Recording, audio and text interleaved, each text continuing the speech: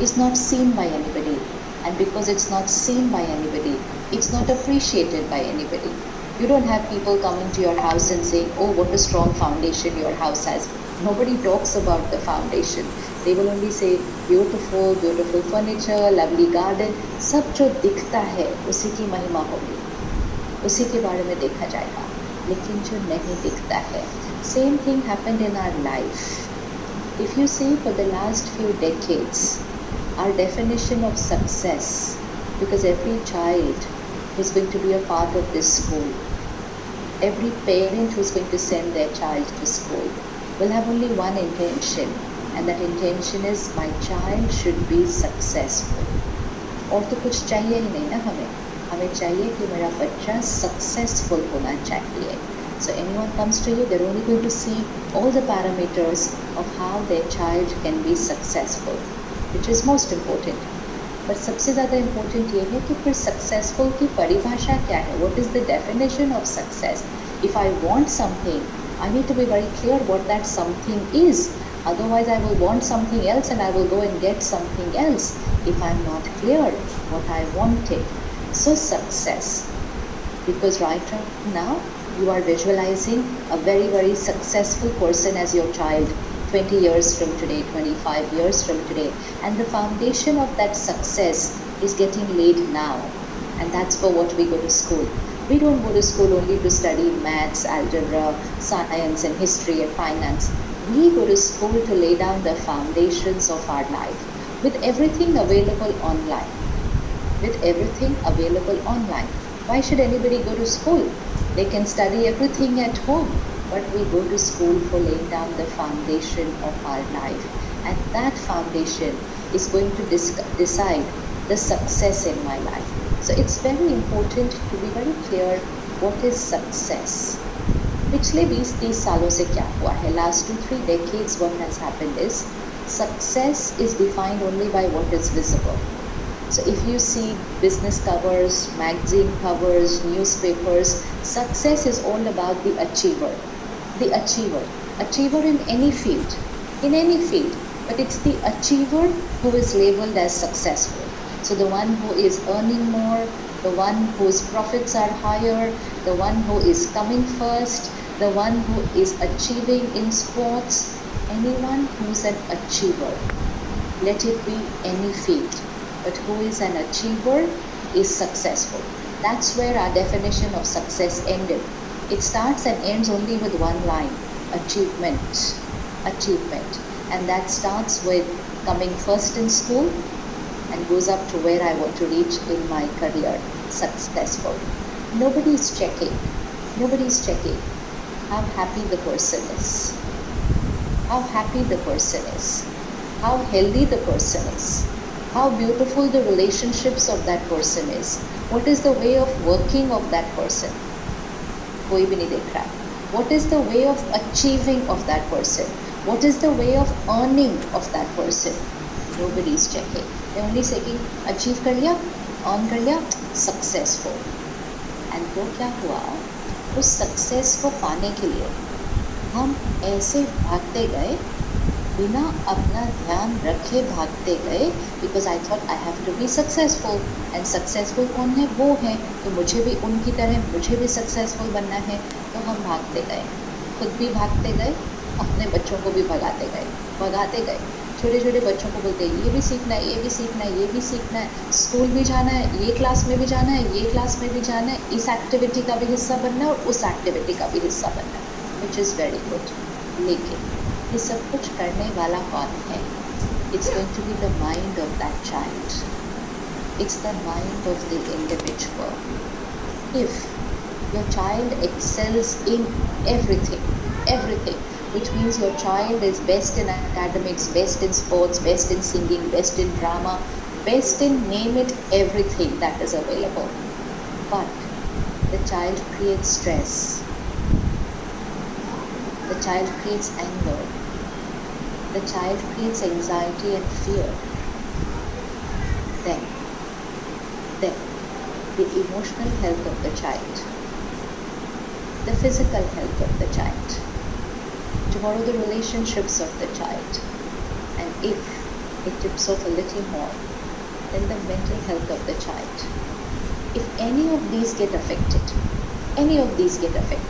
but the child is first in everything that you wanted them to be, will that child be a happy individual? Will that child be a happy, healthy person? And if he or she is not, then all the achievements put together cannot give us that happiness and health. Then the world can call us successful because they cannot see my happiness and health. So the world can call me successful, but I know what I'm going through.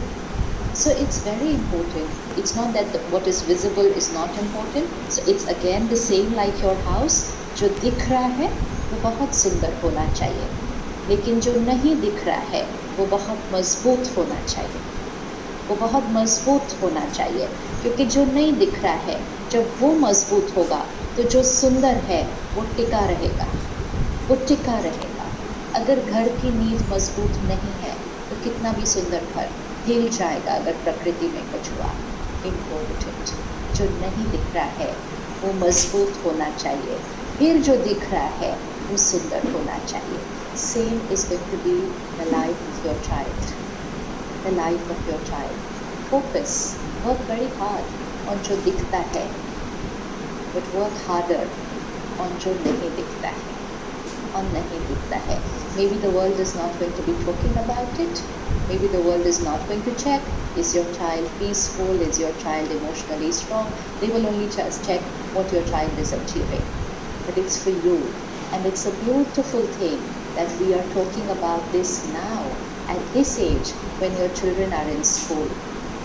When your children are in school, we meet so many people in all professions, and then they say, oh, if I would have learnt all this 30 years back or 40 years back, then all that happened in these 40 years would have been different. My destiny would have been different. It's like we construct a huge bungalow without taking care of the foundation, and after the bungalow is ready, then we come to know that the foundation of the house is weak. We can do nothing about it.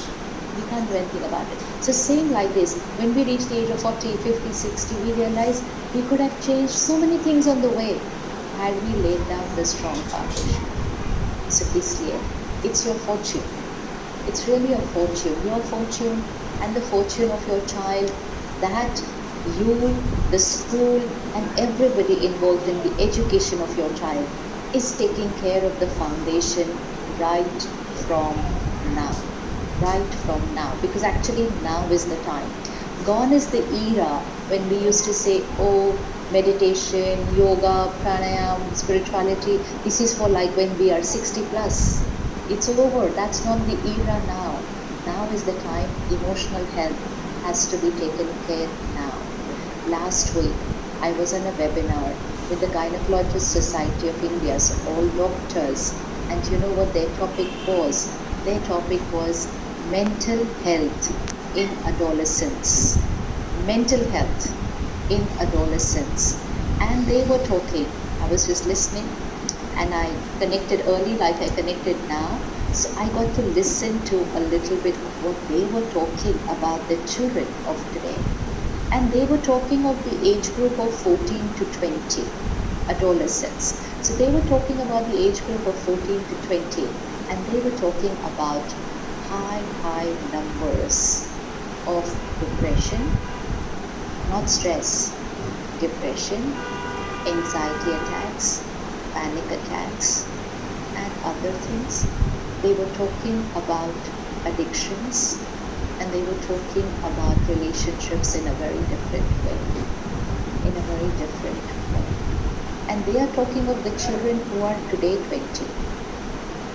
You will need to visualize a world 10, 15 years from today when your child is 20, 25. It's not going to be easy. It's not going to be easy. The pressures wouldn't have reduced. But if the emotional health of the child is strong, then there can be any amount of challenges from the outside world, but the emotional health of the child will be very, very strong to handle everything in life. As parents, you have a very pure intention that you want to give the best to your child. You know, हर एक ये सोचता है कि मैं अपने बच्चे के जीवन बेस्ट बना दूँ। हम चाहते ही नहीं हैं कि हमारे बच्चों के जीवन में कोई मुश्किलात आए, सब कुछ परफेक्ट परफेक्ट परफेक्ट होना चाहिए। You really think you can make the life of your child perfect perfect forever? No.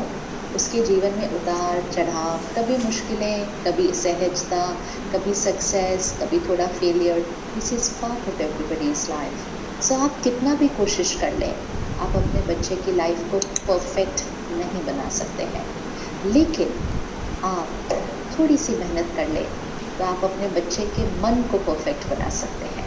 और जब मन परफेक्ट हो गया तो वो जीवन की सारी बातों का सामना कर लेगा। It's like the road. You can't make the road of your child's life smooth, but you can teach your child to drive well. And once you've taught your child how to drive, then you don't need to worry. The child can go into the village and drive, the child can go to another country and drive. You don't need to worry where the child is, what the child is doing. You'll say, my child knows how to drive. Similarly, your child needs to know how to live life. Live life, which means face everything that life is going to offer. And that role starts now. It's your role. पिछले कुछ सालों से हम बहुत मेहनत कर रहे हैं to give our children everything. I hear a lot of parents who say, I want to give my child everything. मैं अपने बच्चे को वो देना चाहता हूँ या चाहती हूँ जो मुझे नहीं मिला, which is good. और हमें क्या नहीं मिला था? हमें आउटर कंफर्ट्स थोड़े से कम मिले थे आज के समय के हिसाब से। हमारी जर्नी एक एक चीज़ कमाने की थी, हमारे घर में एक एक चीज़ आती थी। पहले साइकिल आया हमारे पास, फिर स्कूटर आया, फिर पहली गाड़ी आई, फिर दूसरी आई। So we have gone through that journey where we got one thing at a time, and most of the children today get everything when they are born. तो उनके पास सब कुछ रेडीमेड आता है। So parents feel very happy about this कि हम अपने बच्चे को वो सब कुछ दे रहे हैं जो हमें नहीं मिला था। लेकिन सब कुछ देते देते कई बार वो देना भूल जाते हैं जो हमें मिला था। जो नहीं मिला था दोष देने पे इतना ध्यान है कि जो मिला था उस पर ध्यान कम हो जाता है। और मिले क्या थे? मिले थे बड़े श्रेष्ठ संस्कार, जीवन जीने की मर्यादाएं, मर्यादा, द वेज ऑफ लिविंग, उसकी एक मर्यादा थी। The values and the principles, the ethics, ये सब कुछ हमें मिला था जो कभी कभी इस जीवन की यात्रा पे हम छोड़ देते हैं। हम कहते हैं ये सब का काम क्या है, ये काम थोड़ी करता है, इससे थोड़ी सक्सेस मिलने वाला है। Success only comes by me achieving. So it's like driving on the road and thinking that I don't need to follow the rules of the road as long as I am the first in the race. अगर हम rules को follow नहीं करते, which means जीवन की मर्यादाएं, नियम, संयम, discipline, lifestyle, values, principles, these are the rules of life. अगर हम इनको फॉलो नहीं करते, हम फर्स्ट आ सकते हैं, हम फर्स्ट तो फिर भी आ सकते हैं, which means we can achieve in life, but maybe इतने सारे रूल्स तोड़ने के बाद हमारे जीवन में पेनल्टीज भी बहुत सारी आ जाती हैं, बहुत सारी आ जाती हैं। एंड फिर हम कहते हैं मेरे साथ ऐसा क्यों हुआ, मैंने तो कुछ भी गलत नहीं किया था। लेकिन हमने अचीव जल्दी करने की कोशिश में कई रूल्स तोड़ दिए रास्ते में पहुँचते पहुँचते वहाँ पे, और जब वहाँ पहुँचते हैं तो पता चलता है हमें फाइन लगा है। Same with life, drive well and drive safely, which means live right and live ethically. And ethically means क्या? क्योंकि हमें सबको लगेगा कि हम तो एथिकली जीवन जीते हैं।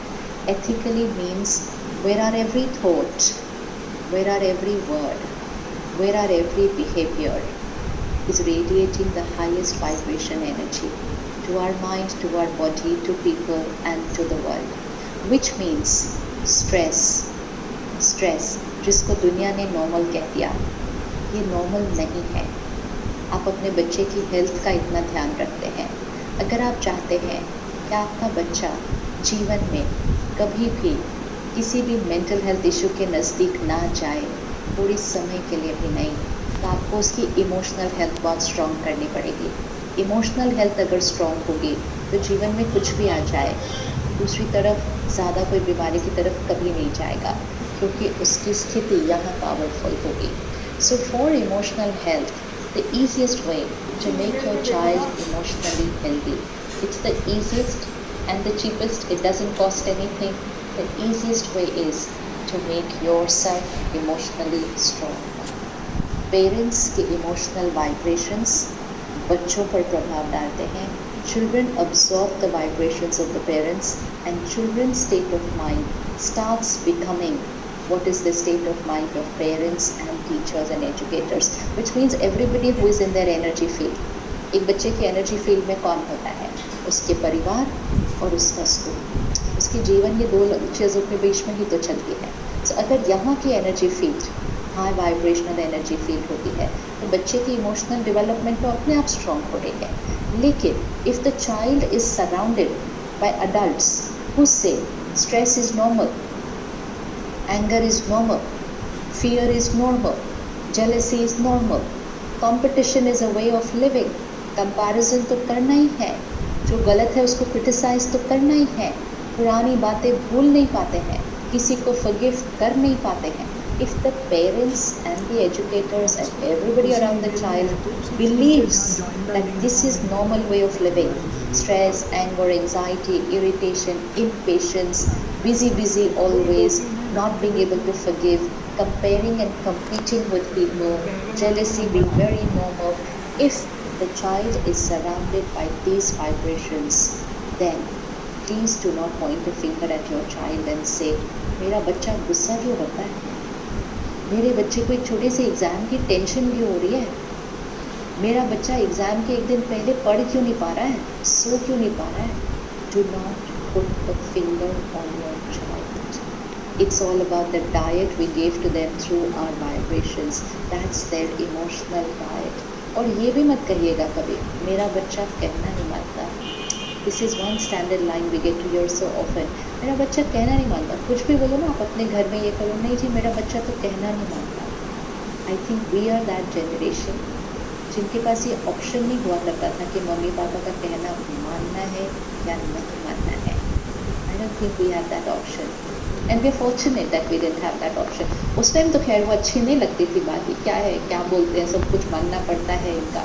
लेकिन वो मानना ही तो हमारी शक्ति बना है. आज वो मानना ही शक्ति बना है. एंड देन सडनली हम जब पेरेंट्स बने तो हमने सोचा हम अपने बच्चों के साथ इतना स्ट्रिक्ट नहीं होने वाले. हमारे बच्चों को जो करने का मन करे वो करें. हम उनसे पूछ के करेंगे कि आप आज क्या खाओगे, आज आप क्या पहनोगे, आज आप क्या खरीदोगे. क्योंकि हमें किसी ने पूछा नहीं था, हमें तो बोल दिया जाता था ये खाओ ये पहनो ये. हमें किसी ने पूछा नहीं था. तो हमने सोचा this is such a big vacuum in life, किसी ने मुझसे पूछा नहीं है, I am going to ask my child everything. So we thought we were giving our child choices. We want our child to learn how to make choices. तो छोटे छोटे बच्चों को पूछना शुरू कर दिया आप क्या खाओगे. फिर बच्चे ने कहा आज मैंने ये खाना है. तो फिर वो बन के आ गया डाइनिंग टेबल पर उसके लिए. आने के बाद बच्चे ने कहा अब मेरा ये मूड नहीं है खाने का, अब मुझे ये नहीं खाना है, अब मुझे कुछ और खाना है. कोई बात नहीं, वो वाली चीज़ हट गई, 15 मिनट में दूसरी चीज़ बनकर आ गई. And we thought this was good parenting. We are giving our child everything that the child wants, and we are teaching the child to make choices and decisions in life. Yes, खाने की चीज़ लगती बहुत छोटी है ना, but एक बच्चे के लिए खाने की चीज़ उसके जीवन का डिसीजन है. It's the decision making that is happening. And every time when you're giving your child what the child wants, please remember, you are giving your child what the child wants. Then you are creating a programming here for the child, which means that the child starts believing life will always give me what I want. Life will give me what I want. मैंने बोला ये तो मुझे ये मिलेगा, मैंने सोचा ये तो मुझे ये मिलेगा, क्योंकि बचपन से तो मेरे साथ ऐसा ही होता आया है. मैंने बोला और मुझे मिल गया. So my programming becomes I will get what I want. I was not taught as a child कि जीवन तुम्हें कुछ ऐसा भी दे सकता है जो तुम्हें बिल्कुल नहीं चाहिए था. Which means अगर एक बच्चे ने कहा कि उसको पिज़्ज़ा चाहिए और आपने उसको करेला बना के दे दिया. अब हमें तो बचपन में ऑप्शन नहीं थे, हमें करेला बनाए या टींडा बनाए या घिया बनाए, खा लो चुपचाप, यही बना यही खाना है. It's a very, very small thing, but that is where our power to adapt to what we had got, to adjust with what we had got, to accept what we don't like. हमें वो चीज़ पसंद नहीं थी, लेकिन हमें उस चीज़ को अपने जीवन में स्वीकार करना, एक्सेप्ट करना, उसके साथ एडजस्ट करना, उसके साथ अडेप्ट करना, ये हमें सीखना पड़ गया. And because of that we were learning. लेकिन सपोज सोचो बचपन में आपने मांगा पिज़्ज़ा और आपको करेला मिला, आपने कहा मुझे नहीं खाना, आपको पिज़्ज़ा मिल गया. 2 साल आपने कुछ और मांगा, आपको वो ही मिल गया. आप 10th क्लास में गए, आपने जो मांगा आपको वो मिल गया. एंड फिर जब आप कॉलेज में थे आपने कुछ और मांगा, एंड उतने साल आपको सब कुछ मिला था जो आपने मांगा था. एंड फिर आप कॉलेज में गए एंड आपने डिसाइड किया मुझे तो यही बनना है, एंड आपने बहुत मेहनत भी की कि मुझे ये ही बनना है, और उस दिन कुछ नहीं हुआ सही एंड हम वो नहीं बन पाए. हमें वो एडमिशन नहीं मिली, वो नंबर हमें नहीं मिले. Do you think a child who did not learn how to adjust with things not their way will suddenly have the strength? Suddenly उसके अंदर वो ताकत कहाँ से आ जाएगी that उसके जीवन का जो सबसे बड़ा डिसीजन था, that decision didn't turn out to be the way of the child. Do you really think some child can suddenly have the power to be able to adjust with that? No, they don't have the power. They will not have the power. It's like this hand. If I don't use it for 20 years and it's absolutely numb and rigid, and then at the age of 20 I have to suddenly pick up a big weight, कैसे होगा? ये नहीं हो सकता है. Don't point the finger at the child.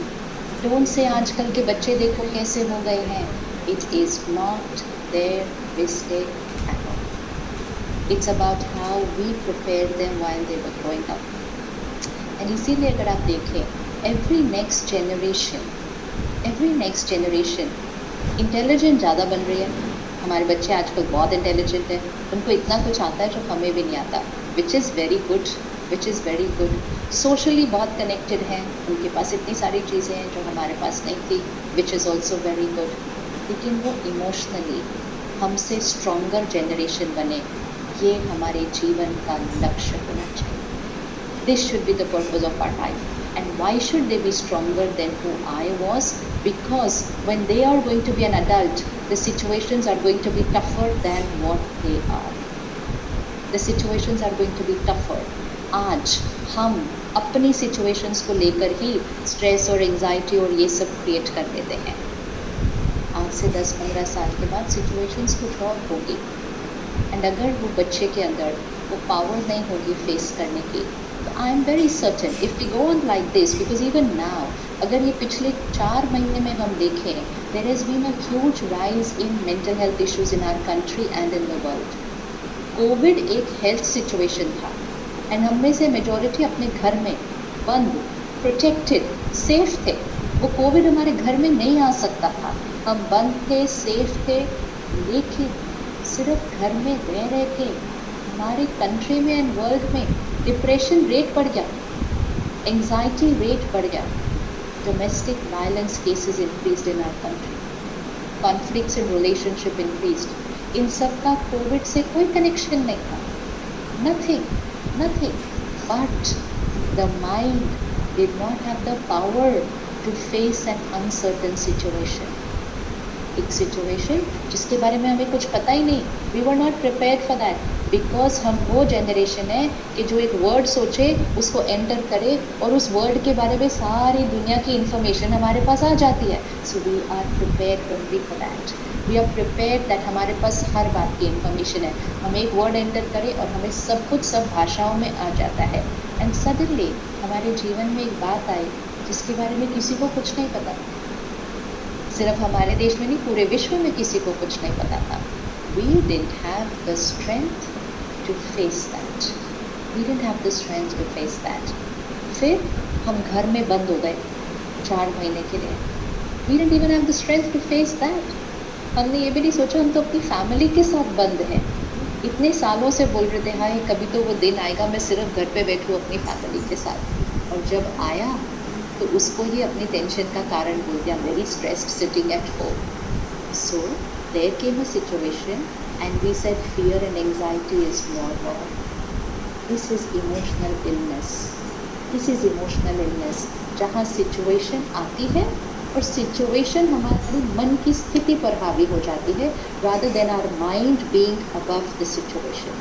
This is emotional fitness. So when as a parent we start doing that, then emotional health of a child is very very natural. वो सहज हो जाएगी, easily हो जाएगी, लेकिन उसको हमें अपने घर में एक प्रायोरिटी बनाना पड़ेगा। आज से अपने घर में एक छोटी सी चीज़ करना शुरू कीजिए। Apart from focusing from all that is visible, ये चेक करना शुरू कीजिए कि हमारे घर की वाइब्रेशन कैसी है। How is the energy of my house. मेरे घर में आकर किसी को सुकून महसूस होना चाहिए। That is success. This is success. A guest walks into their house and instead of looking at the curtain or the furniture or the artifacts, आपके घर में आता है क्या पता नहीं आपके घर में क्या है, आते बड़ा शांत लग रहा है। That is success. That means you have very high vibrations in your house. And most important, वो vibration सारा दिन आपकी फैमिली को मिल रही है, आपके बच्चों को मिल रही है। जैसे शरीर की खुराक बहुत इम्पोर्टेंट है, what you feed them is how healthy they are becoming physically. Similarly, what you feed them here is how strong they are becoming emotionally. So let's put emotional health as top priority.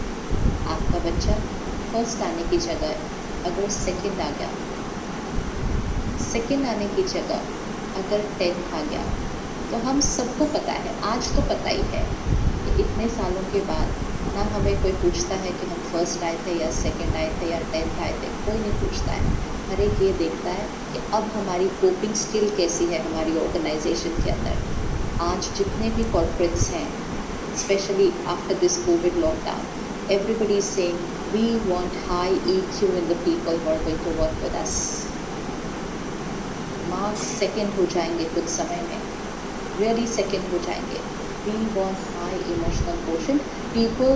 We want people who are ready to remain and face adversities and to remain stable and take their teams with them, चाहे कितना भी उतार चढ़ाव आ जाए बाहर। That is an individual that the future needs, and that's why the seed has to be laid down right now. कुछ simple बातें जिससे ये किया जा सकता है, बहुत easily किया जा सकता है। सबसे इम्पोर्टेंट चीज़ कि इमोशनल हेल्थ के लिए जो हमें ध्यान रखना है, दैट इज़ इमोशनल डाइट। जैसे फिज़िकल हेल्थ के लिए हम फिज़िकल डाइट का ध्यान रखते हैं, इमोशनल हेल्थ के लिए हमें इमोशनल डाइट का ध्यान रखना है। एंड इमोशनल डाइट क्या है? Emotional diet is what we watch, what we read, what we listen. जो हम देखते हैं, जो हम सुनते हैं, जो हम पढ़ते हैं, वो हमारी इमोशनल डाइट है, वो बच्चों की इमोशनल डाइट है। एक बहुत बड़ा रीज़न कि इमोशनल हेल्थ क्यों अफेक्ट हुई है पिछले 10-20 सालों में। जब हम स्कूल में थे, कॉलेज में थे, nobody was talking about emotional health, nobody was talking about meditation and spirituality. We were not even interested in it. Life इतनी परफेक्ट सी चल रही थी। एक एग्ज़ाम के दिन थोड़ी सी टेंशन हो जाती थी, एक रिज़ल्ट के दिन थोड़ी सी टेंशन हो जाती थी, बाकी तो पूरा साल टेंशन वर्ड भी नहीं यूज़ करते थे। स्ट्रेस वर्ड तो वोकैबुलरी में नहीं था, वो सिर्फ फिजिक्स में ही था। Stress is equal to pressure divided by resilience, that's in science. Pressure divided by resilience. Pressure हमारे जीवन के प्रेशर्स, रेजिलियंस आंतरिक शक्ति, इनर पावर। तो stress is equal to pressure divided by resilience. Pressure हमारे कंट्रोल में नहीं है। एक बच्चे के लिए उसका एग्ज़ाम एक प्रेशर है, उसका एग्ज़ाम एक प्रेशर है, लेकिन एग्ज़ाम है इसका मतलब ये नहीं कि बच्चे को एंग्जाइटी होनी चाहिए। Stress is equal to pressure divided by resilience. अगर उसका इनर पावर बढ़ाया जाए तो एग्ज़ाम आएंगे और एग्ज़ाम जाएंगे, and the child will remain very calm and stable. We have seen children taking medication before their board exams. Medication, I have not heard of this back then 20 years back, but medication, which means anti-anxiety medicines before their exams. we have seen children who just refuse to go for the exam in the morning. वो इतना blank out हो जाते हैं. And ये बढ़ता जा रहा है. It's not one of those rare things which happens to somebody. ये बढ़ता जा रहा है. Because the whole year they were focusing only on the study, the pressure, not taking care of the denominator. तो दोनों का ध्यान रखना है. तो सबसे important चीज़ है emotional diet. And emotional diet means what we watch, read, listen. जो हम सुनते हैं, पढ़ते हैं, देखते हैं. अब 20-30 years पहले क्या था, जो हम सुन पढ़ देख रहे थे वो था ही नहीं उतना जितना आज था. तो हमें कुछ ध्यान रखने की ज़रूरत नहीं थी. ऑटोमेटिकली ही ध्यान रखा जा रहा था. ना हमारे पास कंप्यूटर था, ना इंटरनेट था, ना फ़ोन था, ना टीवी भी नया तब आया था. टीवी पे भी क्या आता था तब, एक एपिसोड आता था एक दिन, फिर नेक्स्ट वीक आता था उसका second episode. So even we had to cultivate the patience to wait for 7 days to know what happened next in the story. See, that also cultivates a sanskar of patience. Wait till next Sunday to know what's happening in this story. तो ऐसे कुछ 4-5 serial शुरू हुए, वो भी बड़े आराम से वाले थे. उनमें जो संस्कार थे, जो वैल्यूज़ थे, और हफ्ते में एक बार आते थे. That was our source of content. And apart from that, content was only teachers, parents, good books and studies. और कोई content ही नहीं था. And one newspaper which you come to everyone's house. That is source of content. Now compare it to today's content. Which means today's emotional diet. So we shifted from one episode a week to recently, few years back, we shifted to daily episode. But now we have shifted to all the episodes on our hand in our phone. So मुझे wait करने की ज़रूरत ही नहीं है ना कि next episode में मैंने नेक्स्ट वीक थोड़ी देखना है. एक के बाद एक. It is someone's business. Please remember this. It is someone's business. That media is someone's business. That social media is someone's business. They will make it in such a way so that you will consume more and more and more. But your consumption is affecting your destiny. It's directly affecting your destiny because your consumption is affecting your mind and your mind is creating your destiny. So do not let somebody's business affect your destiny. उन्हें तो profit मिल जाएगा, हमारे जीवन में पता नहीं आगे क्या हो जाएगा. So we need to be very, very careful. It will have to begin with the parents. एक के बाद एक देखते जा रहे हैं. डिजिटल कंटेंट बहुत प्यार से बोलते हैं this is for binge watching. मतलब ये देखना ही एक के बाद एक होता है. It's designed to be that way. It is manipulating your mind. It is playing with your emotions. It is not allowing you to create your own thoughts and feelings. You are getting programmed by what you're watching, reading and listening. And the more we will consume that content. So it is one quantity बहुत ज़्यादा बढ़ गई है. हम कितना consume कर रहे हैं. And quality. 5 विकार, 5 vices. काम, क्रोध, लोभ, मोह, अहंकार. बचपन से सुनते आए. काम, क्रोध, लोभ, मोह, अहंकार, ये है नर्क का द्वार. मतलब this can make our life hell. कौन सी चीज़? काम, क्रोध, लोभ, मोह, अहंकार. 5 विकार. Now check all the content that is available today. Movies, serials, digital platforms, social media handles. How much percentage of that? And of course our news. How much percentage of that content, it's not everything, but how much percentage of that content actually has traces of these 5 vices? Krodh, lobh, moh, ahankar. How much content has traces of these vices? And we are consuming it. तो जब हम इसको consume करते हैं, हम वो बनते जाते हैं. एंड फिर जो हम बनते जाते हैं वो समाज में और दिखता जाता है. और फिर हम कहते हैं समाज में ऐसा क्यों हो रहा है? Why is the world becoming like this? हमारी सोसाइटी ऐसी क्यों होती जा रही है? ये सोसाइटी हमने बनाई. कैसे बनाई? पहले कंज्यूम किया, फिर यहाँ बने और फिर समाज को वैसा बनाया. फिर हम कहते हैं ये तो हमने टीवी पर देखा, मूवी में देखा, अब वो दुनिया में देख रहा. और अच्छा, टीवी और मूवी वालों को पूछो आप ऐसी चीज़ें क्यों दिखाते हो, इससे समाज पर असर पड़ता है। तो वो बोलते हैं हम तो वही दिखाते हैं जो समाज में हो रहा है, विच इज़ राइट। वो जब दिखाते हैं तो वो समाज में थोड़ा थोड़ा हो रहा होता है। कोई घर टूट रहा होता है, कहीं डिवोर्स हो रहा होता है, कहीं रिलेशनशिप्स में चीटिंग चल रही होती है, वो थोड़ा सा वो हो रहा होता है समाज में, वो उसको दिखा देते हैं, सीरियल में दिखा देते हैं, मूवी में दिखा देते हैं। फिर वो चीज़ कंटेंट घर घर में पहुंच जाता है, और जब वो हर एक के घर में रोज़ चलता है, every evening that same serial with that same content, थोड़े समय के बाद ड्रामा टीवी पर कम और वो बातें घरों में होने लग जाती हैं। एंड देन वी से हमें क्या हो गया, हम कहाँ से कहाँ पहुँच रहे हैं, हम कहाँ जा रहे हैं, हमारी जीवन वैसी बनने लग जाती है जो दिखा रहे हैं। So be very, very careful of what you consume, because only then will you have the power to discipline your child of what they can consume. Otherwise तो आप यही कहेंगे हमारे बच्चे हमारा कहना नहीं मानते, वो तो अपने कमरे में बंद क्या देख रहे हैं, क्या सुन रहे हैं, हमें क्या पता, हम थोड़ी रोक सकते हैं, हम थोड़ी रोक सकते हैं। You cannot give up like this. हमें थोड़ा सा स्ट्रिक्ट होना पड़ेगा, थोड़ा सा डिसिप्लिन करना पड़ेगा।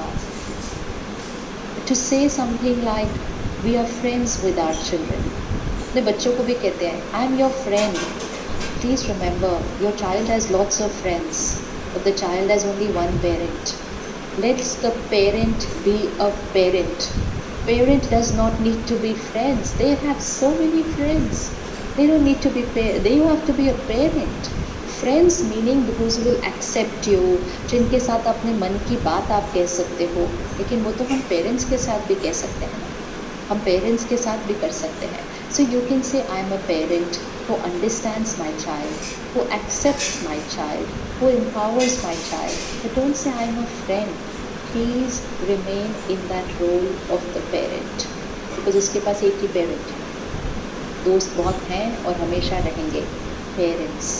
Once I was with somebody, it was around 10 o'clock, 11 o'clock in the night, and her daughter came home. And the daughter was coming from a party. And she just asked her daughter, "Oh, what happened? Aren't you too late?" And you know what the daughter said? The daughter said, "Mom, don't try to become a mother. Remember, you're a friend. Friends don't ask questions like this." Full stop. That's it. You are a friend. And friend ऐसे टोकता नहीं है कि आप कहाँ गए थे, कितने बजे गए थे, कितने बजे आए। This is not where we want to. So remember, we are parents and we are always going to remain parents. We are teachers and we are always going to be teachers. And the role of parents and teachers is to discipline, to create self discipline in the child. लेकिन उसके लिए वो self discipline पहले अपने अंदर create करना पड़ता है, तब वो वाइब्रेशन उन पर जाती है और वो भी आपका कहना मानेंगे ही। We are not going to give up and से नहीं वो मानते नहीं हैं, वो मानेंगे ही, but we have to do it first. पहले हमारा मन हमारा कहना माने, तब हमारे बच्चे हमारा कहना मानेंगे। तब तक नहीं वो मानेंगे जब तक हमारा खुद का मन हमारा कहना नहीं मानेगा। So take charge first and foremost of the content you consume. Please take care. And जब आप सुन पढ़ देख रहे होंगे, सिर्फ अपने आप को याद दिला दीजिएगा, this is who I am becoming, not today, I will become this in a few months or a year. So फिर उसको कंज्यूम कीजिएगा ध्यान से। एंड जो आप कंज्यूम कर रहे हैं उसके वाइब्रेशंस आपके घर के अंदर हैं। Tomorrow your children will be consuming even more of that, because it's the next generation which is going to have more of content. So take care. Let's get back into the circle of maryadas. हमारे जीवन जीने की मर्यादाएं हुआ करती थी। क्या खाना है, कैसे खाना है, क्या पीना है, क्या नहीं पीना है, क्या पहनना है, क्या नहीं पहनना है, कैसे बात करनी है, कैसे नहीं करनी है, कैसे जीना है, कैसे काम करना है, ये सारी एक मर्यादाएं होती हैं। मर्यादाओं की लकीर में रहेंगे, हमेशा सेफ रहेंगे। मर्यादाज are like our compass, it's the value compass which will always take us in the right direction. तो मर्यादा की लकीर और टाइट कर लें अपने लिए, बच्चे अपने आप उस लकीर के अंदर खिंचे हुए आ जाएंगे. You don't have to pull them into that. वो अपने आप आएंगे क्योंकि वो वहाँ ही जाएंगे जहाँ आप हैं. अगर आप लकीर क्रॉस करके बाहर हैं तो वो भी बाहर आएंगे. लेकिन इम्पोर्टेंट ये है कि लकीर है क्या, क्योंकि ये लकीर डिसाइड कौन करेगा, ये मर्यादा की लकीर है कौन सी, ये कौन डिसाइड करेगा. So let's decide it for ourselves. We cannot get the definitions of wrong and right from society out. Just because we say, oh, ये तो सब लोग कर रहे हैं, सब लोग ऐसा कर रहे हैं, सब लोग ऐसे कपड़े पहन रहे हैं, सब लोग ऐसा खाना खा रहे हैं, बट अगर हम नहीं करेंगे तो फिर हम तो we are not part of the system, we are not part of society. हम वो करेंगे जो हमारे मन के लिए, हमारे शरीर के लिए, हमारे रिश्तों के लिए और हमारे बच्चे के भविष्य के लिए सेफ है. हम वो करेंगे. We don't have to be a part of the system by compromising on our values and principles. So first and foremost, emotional balance. Second, the first hour of the morning is very, very important in every house. It should be a high vibrational morning, which means energize your house in the morning. People are going to get energized and leave for the day. Your child will go to school, you will go to work. Everybody is going out for the day. Everyone's mind should be energized. अब mind को energise करने के लिए सुबह थोड़ा जल्दी उठना पड़ता है, और सुबह थोड़ा जल्दी उठने के लिए रात को थोड़ा सा जल्दी सोना पड़ता है. अगर हम जल्दी सोएंगे और जल्दी उठेंगे तब तो हम अपने बच्चों को कुछ कह पाएंगे, नहीं तो उनका तो सोने और उठने का टाइम ही सारा पूरा चेंज हो चुका है. Early to bed, early to rise, makes a man healthy, wealthy, wise. आजकल के बच्चे कौन सा स्लोगन बोलते होंगे, I am not too sure about that, क्योंकि तो अर्ली टू बेड नहीं है तो अर्ली टू राइज हो नहीं सकता. वो सुबह उठ के पढ़ने की बजाय देर रात को पढ़ना चाहते हैं. उनको लगता है देर रात को पढ़ने से एफिशिएंसी ज़्यादा होती है, एंड बिकॉज आसपास सभी बच्चे देर रात से पढ़ रहे हैं, कहते this is the way, this is normal. So they've gone against nature, they've gone against the right vibration. They are studying when their blotting paper is saturated. This mind is saturated in the evening. तब वो बैठ के पढ़ रहे हैं.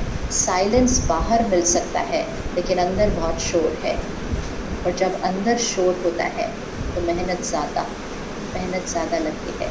और ये जब हम सोकर जल्दी उठते हैं सुबह, ब्लॉटिंग पेपर एकदम क्लीन होता है और फिर हम कुछ ऑब्जॉर्व करते हैं तो बहुत ईजीली ऑब्जॉर्व हो जाता है. इसीलिए तो हम सुबह जल्दी उठकर पढ़ते थे.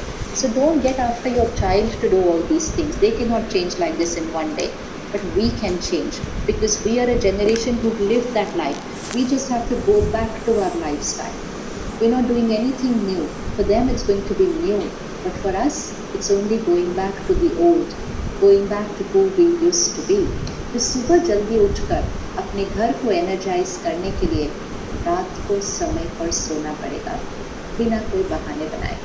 क्योंकि बहाने तो हमारे पास बहुत हैं और बहाने बड़े रियल लगते हैं ना. It's so true, I come back so late, it's all very true, it will look very very true, but if you put your happiness, health and your child's destiny above that, then you will find a way to make it happen. You will find a way how to come home on time, how to eat on time, how to sleep on time.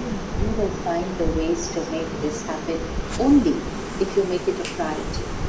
Not just for yourself, remembering that it's going to become the destiny of your child. तो सुबह जल्दी उठे, और जल्दी उठने के लिए रात को जल्दी सोए. Medically, scientifically explained, it's a completely different topic. The best time to sleep is around 10 o'clock. 10 बजे तक हमें सो जाना चाहिए. 10 से 4 is the highest energy time to sleep. 10 to 4, healing for the mind, healing for the body. And if we go to sleep by 10, we will definitely wake up between 4 and 5. हमें alarm लगाने की ज़रूरत नहीं है. It's going to be a natural cycle of waking up. अभी तो alarm भी लगता है, उसके बाद स्नूज़ भी होता है, उसके बाद एक और स्नूज़ भी होता है. ऐसा थके हुए हालत में उठते हैं हम. That's not the way to wake up. The way to wake up is at a high vibration stage. But वो तब होगा अगर सोए सही थे रात को. So 10 o'clock should be our cut off time to go to sleep. अभी बच्चों को नहीं बोलना 10 बजे सो जाओ, खुद सो जाओ. We have to do it and radiate that vibration in the house before we even suggest that to them. We can't even suggest that to them till we do it ourselves. Before going to sleep, 1 hour before you go to sleep is a very, very important time for the entire house. As a generation, we are a sleep deprived generation. इसलिए अगर आप flight पे, train पे कहीं भी देखो, लोग किसी भी टाइम सो सकते हैं. अगर उन्होंने अपना फ़ोन या कुछ नहीं उठाया ना, तो वो इधर इधर उनका सर गिर जाता है नींद पे. क्यों नींद आई है इतनी? रोज़ तो सो रहे हैं अच्छे से, इतनी क्यों नींद आई है कि किसी भी टाइम सो सकते हैं? Because we are short of sleep. We are short of sleep. In some countries in the world today, sleeping medicine is the highest amount of medicine being sold. नींद की दवा, मतलब जो नेचुरल चीज़ थी, उसके लिए दवाई लेनी पड़ रही है. हमें वहाँ नहीं पहुँचना है, और इसीलिए हमें सही सोना है. और सही सोने के लिए सोने से 2 घंटा पहले आपको अपने काम से डिस्कनेक्ट करना पड़ेगा. Which means you have to disconnect from work communication for at least 2 hours before you sleep. Work emails, work messages, work phone calls. If I have to sleep at 10, I have to disconnect by 8. Which means I have to give my mind the time to rest, release everything that happened during the day, slow down, and then go to sleep. 1 hour before I sleep, I have to disconnect from all other media and social media, which means no consuming heavy, turbulent content before we sleep. Spend time with yourself, with your family, listen to music, read a book, do anything which is a soothing effect on the mind. 10 minutes कुछ बहुत pure और positive content consume कीजिए. This is where spirituality comes in. 20-30 minutes in the morning and 10 minutes in the night, we should be consuming a very high vibrational content. Spiritual study, positive video, self-improvement book, जो आपको अच्छा लगे, लेकिन high vibrational content अंदर जाना चाहिए. Which means जो हम बनना चाहते हैं और जो हम अपनों को बच्चों को बनाना चाहते हैं, वो कंटेंट पहले अंदर जाना चाहिए. जब तक वो अंदर नहीं जाएगा, यहाँ बन नहीं सकता, यहाँ बन नहीं सकता. So at least 20-30 minutes in the morning and 10 minutes just before going to sleep should be for that nutritious diet for the mind. 15 minute सुबह मेडिटेशन के लिए रखिए. मेडिटेशन आप सीख सकते हैं. जब लॉकडाउन पूरा होगा, आप ब्रह्मा कुमारी सेंटर्स पर आकर भी मेडिटेशन सीख सकते हैं.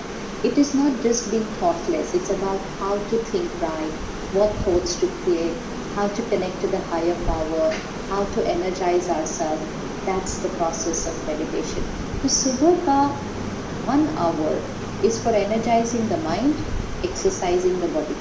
1 घंटे में हो जाएगा ये दोनों चीज़ें. This should be compulsory for us, not an option anymore. Definitely not after COVID. We've seen where we stood in terms of our emotional health. Emotional immunity ठीक होगी तभी हमारी physical immunity ठीक होगी. 1 hour सुबह, 1 hour रात को, you be with everybody, very soothing time, and last 15 minutes कुछ बहुत प्योर कंटेंट फिर से भरकर सोना है. जो लास्ट लेयर ऑफ इंफॉर्मेशन होती है वो सारी रात काम करेगी आपके. अगर आपने लास्ट लेयर ऑफ इंफॉर्मेशन में वर्ल्ड न्यूज़ सुन ली, देश की खबरें सुन ली, या कोई मूवी वैसी देख ली, उसके बाद आपका शरीर सोएगा. आपके माइंड में तो बहुत कुछ भर गया है जो चलता रहता है. That's why we have dreams, that's why we wake up in the middle of the night. The mind is not sleeping, the body is sleeping because it was fire. इसलिए ये 2 टाइम का आप जब ध्यान रखेंगे और आप जब डिसिप्लिन कर लेंगे, आपके बच्चे ऑटोमेटिकली ये करेंगे. और अगर आपके बच्चे अभी छोटे हैं, then you are very fortunate. Make that lifestyle right from now. कि हम इतने बजे सोएंगे, इतने बजे उठेंगे, and we will do this 7 days a week. 7 days a week. छुट्टियाँ हो या स्कूल डे हो, हम सेम डे सोते हैं, सेम डे उठते हैं. It gives health to the mind, brain and the body. बहुत important है. And our diet, physical diet. Experiment करके देखिएगा. Tomorrow is World Vegetarian Day. Experiment with a vegetarian diet. तामसिक भोजन, उसकी वाइब्रेशन क्या है? जैसा अन्न वैसा मन है. Food is not just proteins, carbohydrates, minerals, vitamins. We are only focused again on what is visible, the nutrients of the food. The vibrations of the food is very important. We are a generation who grew up eating 3 times a day home cooked food. हमने घर का खाना खाया हर रोज़ 3 बार. कभी कुछ बहुत बहुत बहुत स्पेशल कुछ होता था, आज हम बाहर से खाना आएगा या आज हम बाहर खाना खाने जाएंगे। अभी ऑपोजिट हो गया है। अभी बच्चे बोलते ओ आज घर पे खाना खाना है, so boring, I order something for my self and the parent is happy कि खाना तो खा लिया मेरे बच्चे ने। खाना खा तो लिया, लेकिन कौन सी वाइब्रेशन वाला खाना खाया? बिजनेस वाला खाना खाया। किसी का बिजनेस है वो, which is fine, it's fine for people who are travelling, who are not able to cook at home today, but it is that business. It is not for us to just sit and order food from outside. हम इतने busy हो गए achieve करने में, काम करने में, कि हमने कहा मेरे पास खाना बनाने के लिए टाइम नहीं है। तो हमने सोचा खाना तो कोई चीज़ है कि कोई भी बना सकता है, मैं क्यों बनाऊँ? I pay somebody and get it made, I pay somebody and get it bought. Then we said हमारे बच्चे ऐसे कैसे हो रहे हैं? क्योंकि जैसा अन्न वैसा मन, ये स्पिरिचुअल लॉ है। द साइंस इज नॉट जैसा अन्न वैसा तन। आजकल हमें लगता है खाना सिर्फ शरीर के लिए है। इट इज जैसा अन्न वैसा मन, जैसा पानी वैसी वाणी। Please hold on to these two lines. जैसा अन्न वैसा मन, जैसा पानी वैसी वाणी, which means the vibrations of the food are very, very important. Please cook for your family. Anybody, anyone in the family, cook for your family. Please go into your kitchen at least for 30 minutes every day. Don't say you don't have time, then where is all the time going? We cannot lead such an unbalanced life कि मेरा सारा time सिर्फ कमाने में और achieve करने में चला जाए, खाने जैसी वैल्यूबल चीज़ करने के लिए मेरे पास time. Even if you have someone to cook for you, please go there at least for 30 minutes. Please radiate your vibrations, your love, your blessings, your prayers into the food. Because वो प्रसाद बन रहा है आपके घर के लिए। प्रसाद वो नहीं होता सिर्फ जो थोड़ा सा मिलता है हमें मंदिर मस्जिद गुरुद्वारे में। प्रसाद मतलब जो हम खा रहे हैं वो प्रसाद होना चाहिए, हाई एनर्जी फूड। सो ईदर हम प्रसाद खाते हैं, या हम परिवार के प्यार में बनाया हुआ खाना खाते हैं, या हम पैसे कमाने के लिए खाना जो बन रहा है वो खाते हैं। 3 डिफरेंट वाइब्रेशंस, पैसे कमाने की याद में, प्यार की याद में, या परमात्मा की याद में। 3 डिफरेंट वाइब्रेशंस ऑफ फूड। सो हम ये कर सकते हैं कि हम घर में रोज़ प्रसाद बनाएं। बहुत इम्पोर्टेंट है। आप अपनी रसोई में, अपने किचन में भजन, स्पिरिचुअल सॉन्ग्स, जो भी चीज़ आपको अच्छी लगे, हाई एनर्जी वर्ड्स को आप अपने किचन में प्ले करने दीजिए पूरा दिन। Let it just play through out the day. Everything in your rasoi, your fruits, vegetables, water, everything will absorb high energy words. They will absorb high energy words, and when everyone will eat and drink that, it's going to give emotional health. A lot happens from the kitchen. A lot happens from there. Emotional health is largely dependent on what's happening in the kitchen. तो जैसा अन्न वैसा मन है. So we can take care of the kitchens at home, we can take care of the kitchen and the canteen in school, that we have high vibrational words there at that time. And vegetarian diet. Diet is not just proteins. वो जो हम खाते हैं उसमें बहुत दर्द होता है. There is pain. ऐसे ही किसी ने नहीं कहा कि if slaughterhouses were made of glass, everybody would be a vegetarian. हमें दिखता नहीं है ना वो कैसा है. Just visualize an animal in a slaughterhouse. Torture, pain, anger, aggression, fear, then violence, then death. And हमारी प्लेट में आ जाता है, कहते हैं health. ये health कैसे हो सकता है? ये proteins हो सकता है, health नहीं है ये. This is vibrations of pain and disease and death and violence. ये health नहीं हो सकता है. So experiment. ये महीने में तो वैसे भी नवरात्रि आने वाले हैं. 9 दिन तो सात्विक खाएंगे ही. 9 दिन हम सात्विक खाते थे. 9 दिन हम इसलिए सात्विक खाते हैं क्योंकि हम डिविनिटी का आह्वान कर रहे हैं.